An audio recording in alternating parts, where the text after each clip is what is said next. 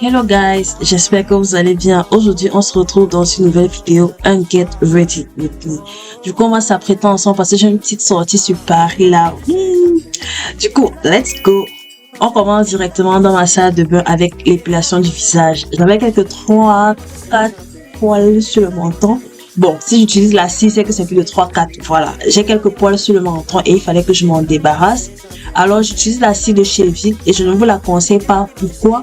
Parce que déjà, je trouve qu'elle est assez lourde. Comme vous allez le voir, ça se déchire, ça s'est énormément déchiré et c'était vraiment pas pratique. Alors, utilisez une scie beaucoup plus légère si vous voulez faire votre épilation du visage. Comme ça, les bandes vont se retirer beaucoup plus facilement. Du coup, j'ai fait ça sur mon cou et j'ai aussi fait ça au niveau de mes favoris. Et après, le résultat était super lisse. J'ai adoré.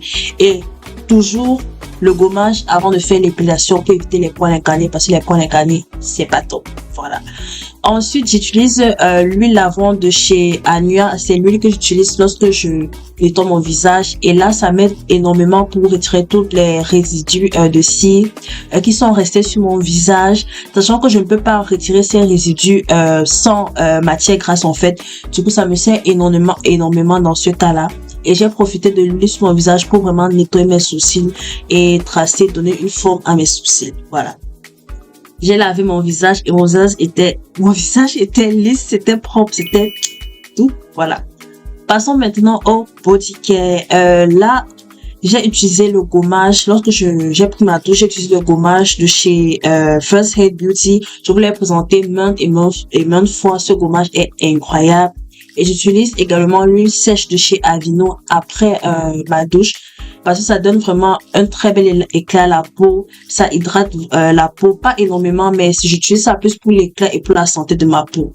Là, j'essayais la veste que je prévoyais de porter aujourd'hui parce que le temps, c'était quand même gris, il faisait assez froid. Du coup, je me suis dit que je vais mettre un blazer et je trouve que le blazer est incroyable en fait.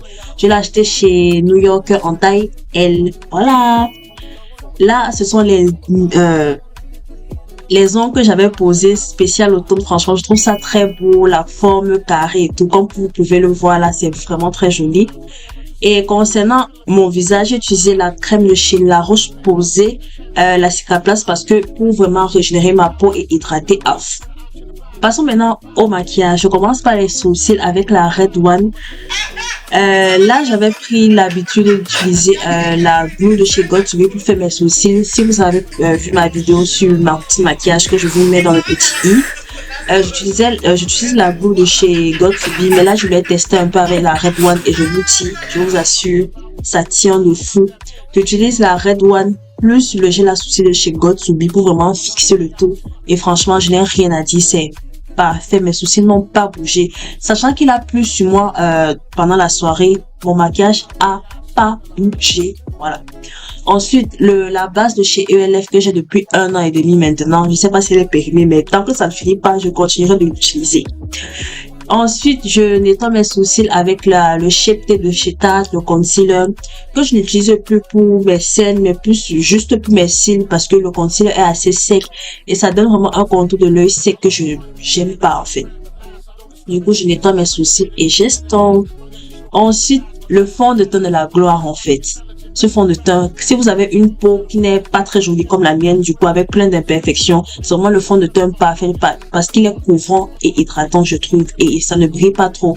Sachant que j'ai une peau grasse, il est vraiment bien pour les peaux grasses je trouve. Concernant le concealer, j'utilise celui de chez Sephora en teinte 37 je crois. Et franchement c'est un concealer comme un autre, il n'est pas très couvrant. J'ai l'impression qu'il bouge aussi un peu. Franchement, je l'utilise juste pour illuminer mon teint, illuminer mon regard et tout. Mais sinon, à part ça, il y a mieux comme concealer. Je ne vous conseille pas spécialement. Si vous avez un petit budget, il sera parfait pour vous. Pas de contouring pour moi cette fois-ci. Juste un blush. Et j'ai voulu tester le blush orange de la palette Curve Case de Made by Michelle. Et franchement, je trouve que le blush orange, ça donne vraiment une autre vibe au maquillage, une autre vibe au teint comparé au blush rose par exemple. Je trouve ça vraiment très beau, très doux. Ensuite, la Huda Beauty, la poudre pour vraiment matifier le tout parce que ayant une peau grasse, je ne peux ne pas matifier en fait. Et vous voyez comment ça lisse totalement mon teint, mes scènes en fait. C'est tout lisse. J'adore cette poudre. J'utilise le bronzer Buttermelt de chez NYX. La teinte la plus foncée. Et je trouve que c'est vachement rouge. Je l'aurais plus mis comme blush, mais en bronzer, ça fait aussi le taf si vous avez vraiment la main légère. Mais si vous avez la main lourde, je vous la conseille pas. Pour mes yeux, j'utilise le bronzer que j'essaie un peu de tirer vers l'arrière pour un peu tirer mon regard. Et j'utilise un blush vraiment beige de la palette Nude de chez Beauty Bay pour vraiment toujours apporter de la lumière à mon regard, et je mets ce fard sur toute ma paupière mobile. Vraiment, vous voyez comment ça illumine directement mes yeux. Et en ras de cils inférieur, j'utilise un fard un peu marron foncé, et j'essaie vraiment de tirer le fard vers l'extérieur pour aussi tirer mon regard et donner un peu plus d'intensité à mon maquillage, à mes yeux.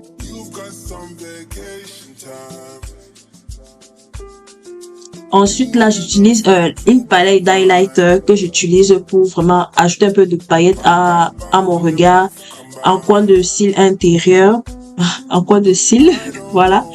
Et j'utilise aussi l'highlighter, je mets sur mon nez et sur mes pommettes. Je fixe avec le fixateur de chez Charlotte Tilbury, et je fais maintenant mes lèvres avec un crayon marron un peu rouge, je dirais un peu rose, de chez Kiko, et le Gloss Bomb de chez Makeup Revolution qui est vraiment rose baby. Franchement, je voulais vraiment un effet un peu plus sucré, pas vraiment nude, mais vraiment sucré, chaud, je dirais, et je trouve que le maquillage est réussi. Je pense que vous en pensez. On continue directement avec l'outfit, la dernière étape de ce Get Ready With Me. Franchement, j'ai décidé d'opter pour vraiment un outfit d'automne, je dirais.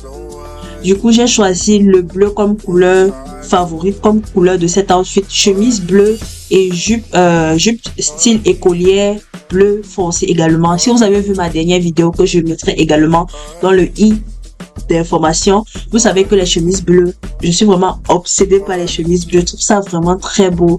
Ça donne un aspect doux et tout comparé aux chemises blanches qui sont un peu plus classiques. Je trouve que le bleu est magnifique.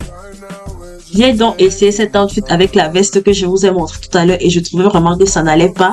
J'ai demandé l'avis à ma soeur, elle m'a dit que c'est trop bien que je porte ça. Je me suis dit non, en fait, non, je t'écouterai pas cette fois-ci, et j'ai opté plutôt pour un cardigan slash pull. Je sais pas si c'est un cardigan, je connais pas comment on appelle ça, un peu beige, un peu crème, et je trouvais que ça apportait déjà plus de lumière à la tenue, contrairement au blazer noir qui, je trouve, faisait un peu dur et ajouter un aspect corporel que je n'aimais pas trop.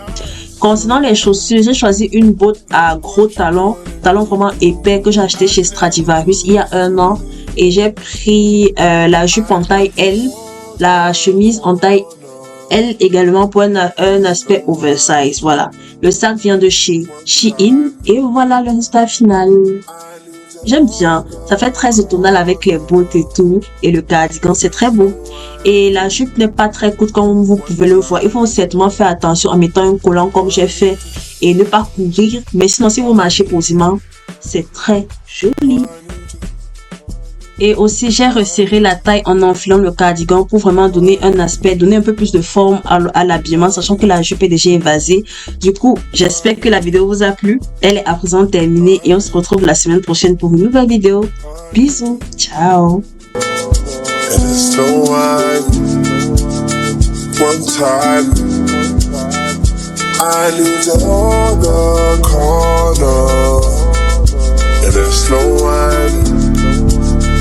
One time